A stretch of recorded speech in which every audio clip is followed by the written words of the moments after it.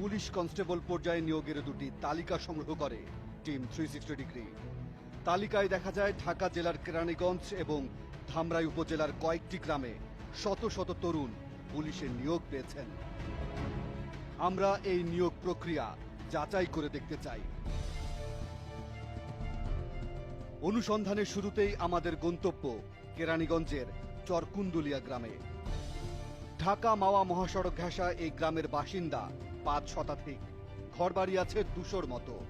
অথচ এই গ্রাম থেকেই পুলিশে নিয়োগ পেয়েছেন 186 জন। ছোট্ট এই গ্রাম থেকে পুলিশের এত সংখ্যক লোকের চাকরি গ্রামবাসীর মনেও সন্দেহ তৈরি করে। ধলেশ্বরী সেতু থেকে নামতেই দেখা হলো গ্রামের বাসিন্দা মুস্তাফিজুর রহমান রিপনের সাথে। কিন্তু যেটুকু নাম প্রায় 150 লোক নাম আমার বলছেন, কিন্তু একটা লোক আমি চিনি না। শুরুতেই ধাক্কা খেতে হলো। যে গ্রাম থেকে 186 জন পুলিশের নিয়োগ পেয়েছেন তাদের কাউকে চিনছেন না চরকুন্দলিয়ার মানুষ।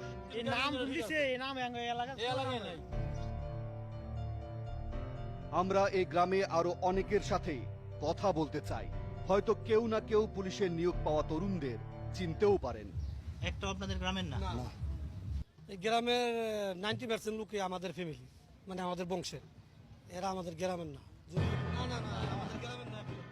অদ্ভুত, এই গ্রামের কেউ নিয়োগ প্রাপ্তদের চিনতেই পারছেন না। এটা হচ্ছে টুকু ফকির। গ্রামের শিক্ষিত ছেলে হিসেবে বেশ পরিচিত মুখ আব্দুর রশিদ একটি চাকরির জন্য আপ্রাণ চেষ্টা করে যাচ্ছেন।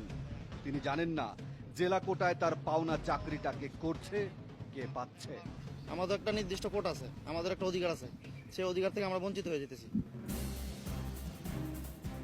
এবার টিম 360 ডিগ্রি আরো নিশ্চিত হতে চায়।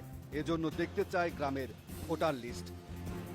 যেসব পুলিশ সদস্য এই গ্রামের ঠিকানায় চাকরি পেয়েছেন তারা এখানকার ভোটার কিনা তাও একটু খতিয়ে দেখা দরকার। কথা হলো স্থানীয় ইউনিয়ন পরিষদের জনপ্রতিনিধির সাথে। যেই লোকগুলা ওনারা নাম দিয়েছে এদের আমি চিনি না, হয়তো কাগজগুলা জালিয়াতি করছে। ইউনিয়ন পরিষদের স্বাক্ষর লাগে, সনদ লাগে, সেই সনদটা কে দেয়? এটা ইউনিয়ন পরিষদ থেকে দেয়, চেয়ারম্যান সাহেব দেয়। যে গ্রামের 186 জন তরুণ পুলিশ সদস্য হিসেবে নিয়োগ পেয়েছেন তাদের কাউকেই চিনতে পারছেন না গ্রামবাসী। এটা কি করে সম্ভব? আমাদের অভিজ্ঞতা বলে এ ধরনের সুখবর খুব দ্রুত ছড়িয়ে পড়ার কথা। এদিকে স্থানীয় ইউপি সদস্য যে চেয়ারম্যানকে ঘিরে অভিযোগের আঙুল তুলেছেন সেটাকেও আমলে নিতে হবে অনুসন্ধানের সাথে। আমরা পুলিশের নিয়োগ পাওয়া সবার পরিচয় জানতে চাই। শুরু করা যাক ঢাকার ধামরাই থেকে। ধামরাইয়ের রামদাইর গ্রাম। গ্রামের জনসংখ্যা 500-র মতো, কাঁচা পাকা মিলে ঘরবাড়ি আছে প্রায় 250 শতাধিক। এই ছোট্ট গ্রাম থেকেও 36 জন পুলিশের চাকরি পেয়েছেন।